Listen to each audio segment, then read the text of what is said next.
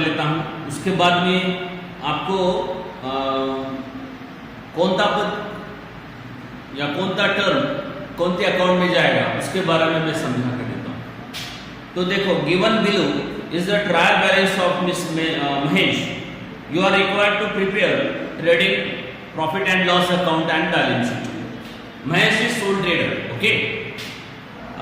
So now prepare the final account on 31st March 2008 and balance sheet on that date. So he given the trial balance on 31st March 2008. So first term is stock. It is called opening stock. याला इसको प्रारंभिक स्कंद बोलते हैं. याला मराठीमध्ये प्रारंभिक स्कंद असे म्हणतात. आणि प्रारंभिक स्कंद हे ट्रेडिंग अकाउंटच्या डेबिट बाजूला जातात. कारण ते direct revenue account revenue expenditure आहे आणि म्हणून ओपनिंग स्टॉक त्याला बघा 1/4/2007 ला दिलेलं होतं. म्हणून ओपनिंग स्टॉक हा ट्रेडिंग अकाउंटच्या डेबिट बाजूला जाणार. म्हणून त्याला आपण शॉर्ट फॉर्म टीडी लावणार. टीडी म्हणजे ट्रेडिंग अकाउंटची डेबिट बाजू. त्यानंतर दुसरं पद दिलं आहे त्याने परचेस. परचेस सुद्धा डायरेक्ट रेव्हेन्यू एक्सपेंडिचर आहे आणि तो सुद्धा ट्रेडिंग अकाउंटच्या डेबिट बाजूला जातो आणि म्हणून त्याला सुद्धा आपण टीडी लावणार. उसके बाद है ड्राइंग. ड्राइंग का मतलब तो मैंने आपको पहले बताया. ड्राइंग का मतलब होता है विड्रॉल. उसको अपन विड्रॉल भी बोलते हैं. जब सोल ट्रेडर अपना कैपिटल लगाता है तो कैपिटल लगाने के बाद उसको वो बिजनेस करेगा तो उसको प्रॉफिट होता है. तो उस कैपिटल में प्रॉफिट जोड़ा जाएगा और उसके बाद में उसने बिजनेस से जितना भी विड्रॉल किया या ड्राइंग किया तो वो उसमें कैपिटल में से माइनस किया जाएगा. इसलिए ड्राइंग को माइनस सेल करेंगे क्योंकि कैपिटल यह आपकी लायबिलिटी होती है. तो उस कैपिटल में आप पहले नेट प्रॉफिट जोड़ेंगे और उसके बाद में ये ड्राइंग उसमें से माइनस करेंगे. तो इसलिए देखो मैंने उसको माइनस यल लिखा दिया. उसके बाद नेक्स्ट टर्म है insurance. Insurance is the indirect revenue expenditure. Indirect revenue expenditure का मतलब ये ऑफिस डिपार्टमेंट को ये एक्सपेंडिचर पेड करना है. सेल डिपार्टमेंट और ऑफिस डिपार्टमेंट के जितने भी एक्सपेंडिचर होते हैं वो सब प्रॉफिट एंड लॉस अकाउंट में आते हैं. इंश्योरेंस का मतलब होता है बीमा और यह बीमा आपका प्रॉफिट एंड लॉस अकाउंट के डेबिट साइड में आएगा. इसलिए उसको हम इन शॉर्टकट में पीडी लगाएंगे. नेक्स्ट टर्म है 10% इन्वेस्टमेंट.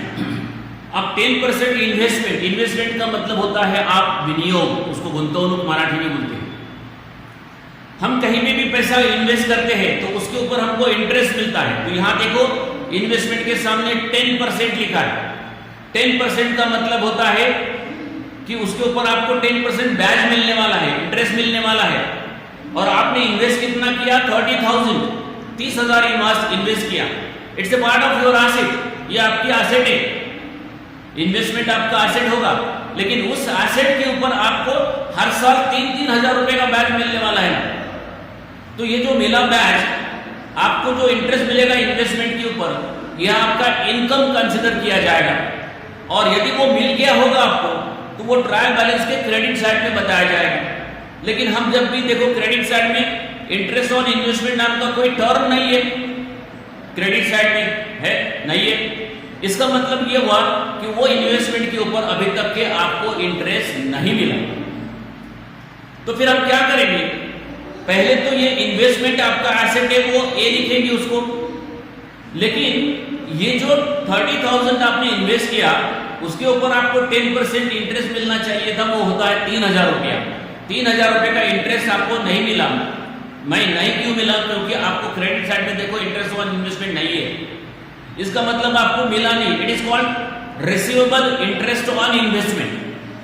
सो वो उसका 2 एंट्री होगा फिर क्योंकि रिसीवेबल है. Interest is not received. तो रिसीवेबल है तो जब अब रिसीवेबल है आपका लेकिन इनकम है इसलिए प्रॉफिट एंड लॉस अकाउंट के वो क्रेडिट में आएगा 3,000 rupees. It is called outstanding या रिसीवेबल. आउटस्टैंडिंग और रिसीवेबल इंटरेस्ट ऑन इन्वेस्टमेंट ₹3,000. उसके 2 एंट्री आएंगे. 30,000 की तो एक एंट्री कहाँ आने वाली है? वो एसेट साइड में आएगी. लेकिन 3,000 जो इंटरेस्ट है वो 3,000 का इंटरेस्ट आपको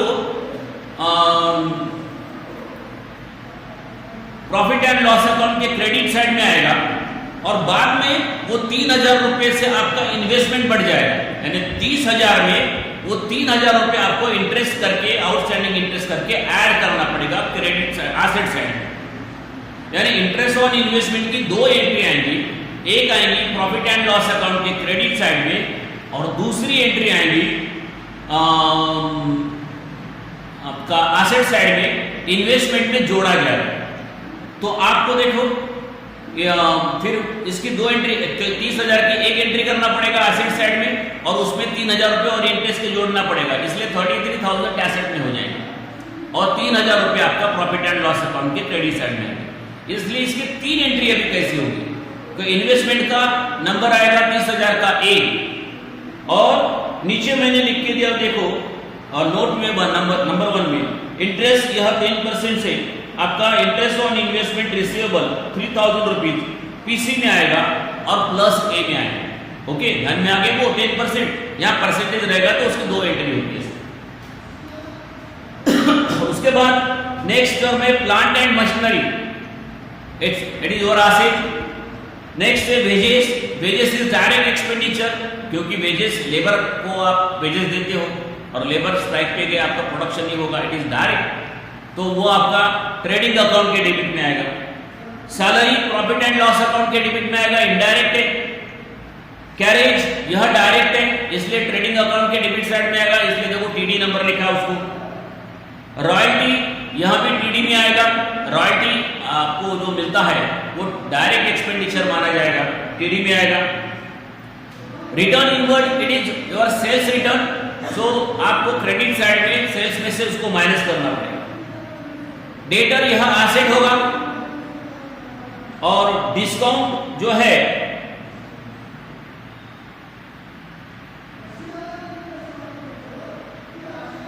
आपका यह इनडायरेक्ट एक्सपेंडिचर है, ये प्रॉफिट एंड लॉस अकाउंट में आएगा, इसलिए पीडी लिखा है। नेक्स्ट टर्म जरा इंपॉर्टेंट है, वहां एडवर्टाइज लिखा है और वहां ब्रैकेट में 3 ईयर लिखा है, 3,000 रुपीज, 3 साल के 3,000, मतलब ये हुआ कि एक साल का 1,000, दूसरे साल का 2,000, तीसरे साल का 3,000, यानी एक साल का 1,000 एडवर्टाइज का खर्चा है। एडवर्टाइज यह इनडायरेक्ट एक्सपेंडिचर है जो कि प्रॉफिट एंड लॉस अकाउंट में आना चाहिए, लेकिन आपको एडवर्टाइज यह एक ही साल के देना चाहिए था, जबकि यहां उसने 3 साल की दिया। इसका मतलब तो ये हुआ ना कि उसने 2 साल की एडवर्टाइज ज्यादा दिया, उसे हम प्रीपेड एडवर्टाइज बोलते हैं। How many years are prepaid? 2 years are prepaid. So 2 years advertised is rupees 2,000. तो ये 2,000 रुपया आपका प्रीपेड माना जाएगा। तो अब इसको कैसे एंट्री करेंगे हम कि प्रॉफिट एंड लॉस अकाउंट में एडवर्टाइज हम इनर साइड में 3,000 रुपए लिखेंगे। कितना लिखेंगे हम? 3,000, और उसमें से प्रीपेड एडवर्टाइज करके 2 साल की जो ज्यादा दिया है उसको माइनस करेंगे, यानी 3,000 में से 2,000 रुपये प्रीपेड करके माइनस करेंगे और फिर 1,000 रुपये एक साल के बाहर आएंगे। अब वो प्रीपेड किया है, प्रीपेड का मतलब वो है we paid the expenditure in advance. आज आपके कैश कम हो गए इतने रुपए से, इसलिए उसको प्रीपेड एक्सपेंडिचर को एसेट माना जाता है। इसलिए ये 2,000 की 2 एंट्री आएंगी, एक आएंगी पीडी में माइनस होगा एडवर्टाइज से और दूसरी एंट्री आएंगी एसेट साइड में। तो ध्यान में आ गया एडवर्टाइज का कैसा करोगे? प्रॉफिट एंड लॉस अकाउंट में 3,000 लिखेंगे और बाद में प्रीपेड करके माइनस 2,000 एडवर्टाइज होगा और बाहर 1,000 आएगा और ये 2,000 रुपये फिर दूसरी एंट्री एसेट साइड में करेंगे। उसके आगे प्रिंटिंग एंड स्टेशनरी है, इनडायरेक्ट एक्सपेंडिचर है, प्रॉफिट एंड लॉस अकाउंट में आएगा। मोटिव एंड पावर यह आपका डायरेक्ट एक्सपेंडिचर है, वो फैक्ट्री में होता है इसलिए वो ट्रेडिंग अकाउंट में आएगा, इसलिए टीडी नंबर लिखा है। रेंट एंड रेट्स यह प्रॉफिट एंड लॉस अकाउंट में आएगा। एंड फर्नीचर यह आपकी एसेट है इसलिए उसको ए लिखा जाएगा। चलिए हम क्रेडिट साइड में चलते हैं। क्रेडिट साइड में हम लिखेंगे, देखो कैपिटल लिखा है एल और उसके बाद में सेल्स। सेल्स में क्या करेंगे हम? टीसी नंबर देंगे क्योंकि वो ट्रेडिंग अकाउंट के क्रेडिट साइड में आएगा। उसके बाद एक क्रेडिटर यानी एल में आएगा, आपको पेमेंट करना पड़ेगा उसका। रिटर्न आउटवर्ड का मतलब होता है परचेस रिटर्न, इसलिए वो ट्रेडिंग अकाउंट के डेबिट साइड में आएगा। आरडीडी ये टर्म जरा थोड़ा सा एक आपको समझना है। आरडीडी और बैड डेट्स ये दोनों आपको क्रिटिकल हो गए। आरडीडी बैड डेट्स ये आपके चार जगह आ सकते हैं। एक, ट्रेडिंग अकाउंट के डेबिट में आएगा, बैड डेट्स के नाम से आ सकता है, सॉरी ट्रायल बैलेंस के डेबिट में। दूसरा, ट्रायल बैलेंस के क्रेडिट में आरडीडी आता है, उसको ओल्ड आरडीडी बोलते हैं, लास्ट ईयर की आरडीडी है ये। और एडजस्टमेंट में दो रहता है, करंट ईयर का bad debts and current year की आरडीडी।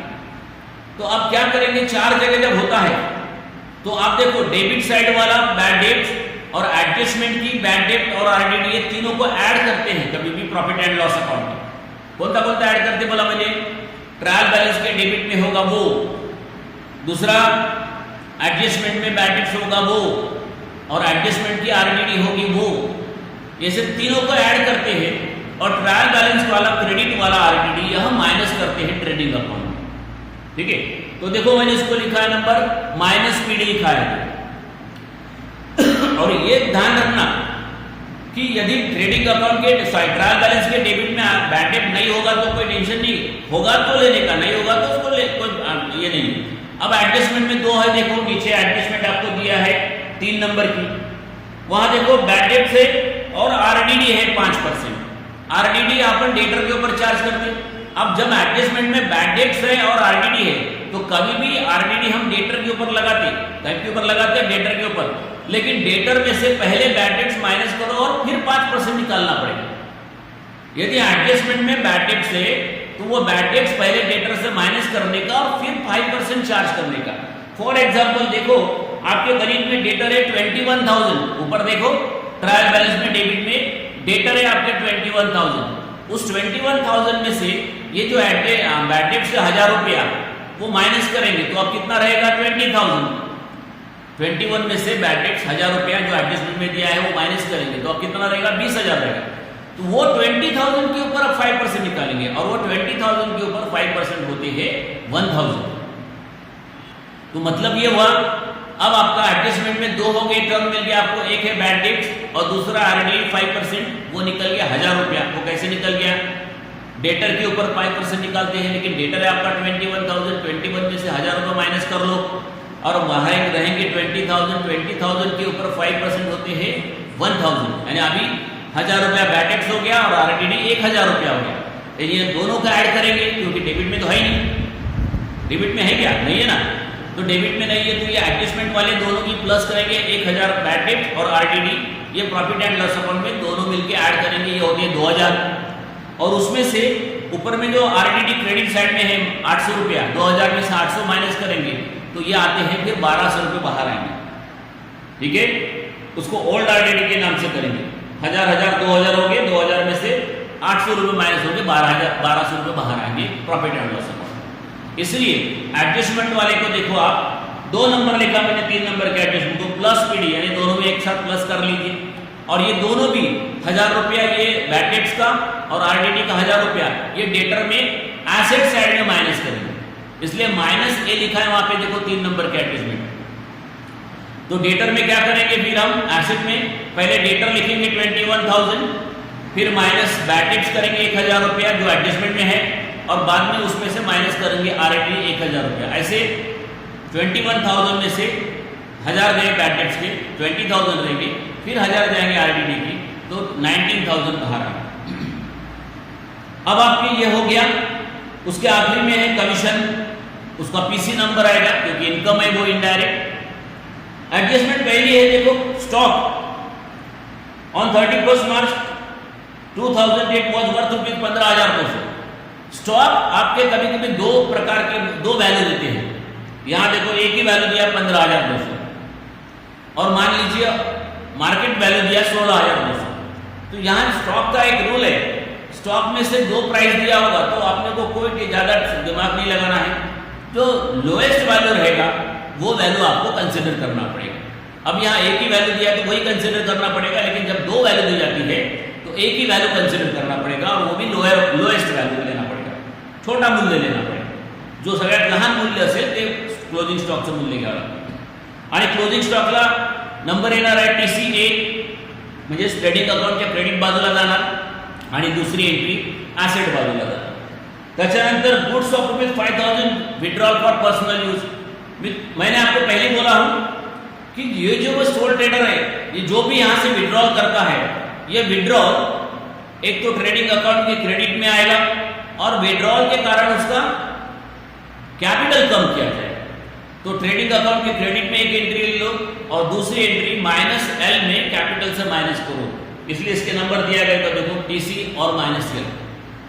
उसके बाद रिटर्न ऑफ बैड डेट्स के बारे में तो मैं पहले बोला हूं। वेजेस है 1,000 आउटस्टैंडिंग एंड सैलरी है 2,000 outstanding, no it is outstanding unpaid. मतलब वेजेस और सैलरी ये दोनों भी आपने दिया नहीं, वेजेस 1,000 रुपया और सैलरी के 2,000 रुपया आपने पेड नहीं किया।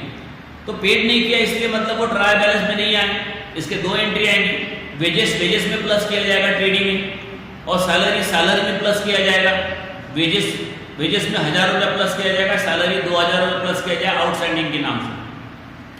इसलिए वेजेस को नंबर आएगा प्लस TD और L, बाद में लायबिलिटी आपकी, और सैलरी को प्लस PD L। वेजेस का नंबर अलग आएगा प्लस TD L, और आउट सैलरी का नंबर अलग आएगा plus PDL। Commission include 1,200 received in advance. आपको जो कमीशन मिला है गणित में 4,200 रुपए का, इस 4,200 में से आपको 1,200 रुपए का कमीशन एडवांस मिल गया, received in advance. Received in advance मिल गया, अभी भाई आगे मिलना था, उसने कमीशन आपको पहले दे दिया, तो ये इनकम आपकी ज्यादा बढ़ गई ना 1,200 रुपए से, इसलिए उसको पीसी में इनकम से 4,200 में से 1,200 रुपए माइनस करो। और माइनस त्यानंतर एक शेवटची एंट्री आहे depreciation on plant and machinery by 10% and furniture by ₹1,000। आता या ठिकाणी इसमें देखो कि प्लांट एंड मशीनरी का परसेंटेज दिया है डेप्रिशिएशन का, तो आपके गणित में देखो प्लांट एंड मशीनरी 30,000 है, उसके ऊपर 10% होते हैं 3,000 डेप्रिशिएशन के, और फर्नीचर का परसेंटेज नहीं दिया, ऑलरेडी डायरेक्ट डेप्रिशिएशन निकाल के दिया, तो फिर वो वही लेंगे 1,000 रुपये। यानी जब हम दोनों एंट्री करेंगे प्लांट एंड मशीनरी फर्नीचर की, तो उसका नंबर आएगा PD और -है, बट डेप्रिशिएशन कितना लिखेंगे, प्लांट एंड मशीनरी का 3,000 और फर्नीचर का 1,000। ये प्रॉफिट एंड लॉस अकाउंट के डेबिट साइड में आएगा, और दूसरी एंट्री एसेट साइड में वो माइनस किया जाएगा। तो इस प्रकार से आपका ये आपको हर टर्म्स कहाँ जाएंगे ये मैंने बता दिया। फिर आंसर का मैं आपको यहाँ पिक दे रहा हूँ, तो यहाँ आंसर इस प्रकार से सॉल्व किया जाएगा। ट्रेडिंग के साइड को आने वाले पदों को TD बोलेंगे, क्रेडिट वाले को हम TC बोलेंगे, क्योंकि देखो डेबिट में, ट्रेडिंग के डेबिट में आपके टर्म आगे देखो ओपनिंग स्टॉक है, परचेस है, वेजेस है, कैरेज है, रॉयल्टी है और मोटिव पावर। ये देखो इतने पद आगे TD वाले डेबिट में, और क्रेडिट में देखो सेल्स माइनस सेल्स रिटर्न और गुड्स टेकन बाय पर्सनल, वो जो एडजस्टमेंट में दिया है 5,000 वो, और क्लोजिंग स्टॉक दिया है 15,200 रुपये। तो ये आप TC के पद होगी ये। अब उसके बाद में आपका क्रेडिट साइड का टोटल किया जाएगा, वो टोटल आता है 1,20,200, और उसमें से डेबिट के टर्म माइनस करेंगे तो ये आता है ग्रॉस प्रॉफिट 26,000, और ये ग्रॉस प्रॉफिट फिर हम अब क्रेडिट साइड में ले जाएंगे, जिसको प्रॉफिट एंड लॉस अकाउंट बोलते हैं PC साइड में, और ग्रॉस प्रॉफिट कैरी फॉरवर्ड हो जाएगा ट्रेडिंग अकाउंट के क्रेडिट साइड में, sorry profit and loss account के क्रेडिट साइड में, और उसके बाद में प्रॉफिट एंड लॉस अकाउंट के क्रेडिट साइड में PC के दो टर्म है देखो, एक है पहला कमीशन, तो उस कमीशन 4,200 में से 1,200 रुपए का कमीशन जो आपको एडवांस मिल गया था वो माइनस कर लिया मैंने देखो यहाँ पे, और बाद में बाहर 3,000 रुपीज आ गए। उसके बाद में इंटरेस्ट ऑन इन्वेस्टमेंट था PC जो 10% देखो, पहले गणित में 5वें नंबर का पद है 10% इन्वेस्टमेंट किया था 30,000, तो उसके ऊपर 10% होता है 3,000 रुपया, वो आ जाएगा यहाँ पे क्रेडिट साइड में PC साइड में। इंटरेस्ट ऑन इन्वेस्टमेंट रिसीवेबल, क्या नाम से आएगा ये, रिसीवेबल। तो उसके बाद में PD के पद इंश्योरेंस देखो डायरेक्ट 2,200 रुपये बाहर आ गया, सैलरी देखो 6000 प्लस आउटस्टैंडिंग 2000, ऐसे 8000 हो गया। डिस्काउंट 400 रुपये। एडवर्टाइज 3000 में से देखो 2 साल का आपने ज़्यादा दिया था, प्रीपेड किया था, वो 2000 माइनस हो गया, 1000 बाहर आ गया। उसके बाद में प्रिंटिंग एंड स्टेशनरी 1700 रुपये, इसको सबको पीडी नंबर है। रेंट रेट्स 1500 रुपये, डेप्रिसिएशन दोनों के ऊपर 3000 और फर्नीचर का 1000, ऐसे मिला के 4000 हो गए। और उसके बाद में देखो आपके गणित में नीचे बैड डेट्स 1000 और आरडीडी 1000, ऐसे दो मिलके बैड डेट्स और आरडीडी। आरडीडी 5% निकाला हुआ, डेटर के ऊपर निकाला आपने, डेटर है 21,000 में से पहले ये बैड डेट्स माइनस कर लिया मैंने बाहर के बाद, और जो बचा है 20,000 उसके ऊपर 5% होते हैं 1000 रुपया। तो ये आरडीडी दोनों मिला के बनते हैं 2000। और क्रेडिट साइड में देखो माइनस टीसी लिखा है, आरडीडी ओल्ड, जो ट्रायल बैलेंस में आरडीडी होती है ये ओल्ड होती है लास्ट ईयर की, और एडजस्टमेंट में वाली आरडीडी न्यू होती है। तो ये ओल्ड आरडीडी माइनस होगी 2000 में से, तो बाहर आ गया 1200 रुपये। और उसके बाद में क्रेडिट में से डेबिट के टर्म माइनस हो गए, तो ये आपका आ गया net profit transfer to the capital, यानी कैपिटल में जोड़ दो। उसके बाद में लायबिलिटी साइड में देखो एल और ए, बैलेंस शीट लायबिलिटी और एसेट। लायबिलिटी में पहला पद है कैपिटल, उसमें ऐड कर दिया अपन ने नेट प्रॉफिट, ये हो गया 1 लाख रुपया। और उसके बाद में ड्राइंग आपकी दो प्रकार की है, एक गणित में ड्राइंग है देखो ऊपर में तीसरा पद है 6000 रुपया, और दूसरी ड्राइंग है आपकी एडजस्टमेंट में 5000 रुपये। ऐसे दोनों 6 और 5 11,000 को माइनस होगा, तो बाहर आएगा 89,000। उसके बाद में क्रेडिटर है जो एल लिखा है जो क्रेडिटर को, और बाद में कमीशन रिसीव्ड इन एडवांस, जो आपको कमीशन 1200 रुपये एडवांस में मिल गया था, उसको एल लिखा है आपने। और आउटस्टैंडिंग वेजेस और सैलरी, ये 2 टर्म ऐसे मिला के लायबिलिटी हो गया। एसेट में देखो 10% इन्वेस्टमेंट 30,000, और उसमें इंटरेस्ट नहीं मिला 3000 रुपये, वो दोनों मिला के 33,000 रुपये हो गया। प्लांट का डेप्रिसिएशन माइनस करके बाहर आ गया। डेटर में से देखो 21,000 डेटर है, उसमें से 1000 रुपये का बैड डेट माइनस हो गया, और माइनस आरडीडी 1000 रुपया हो गया, ऐसे 19,000 बाहर आ गए।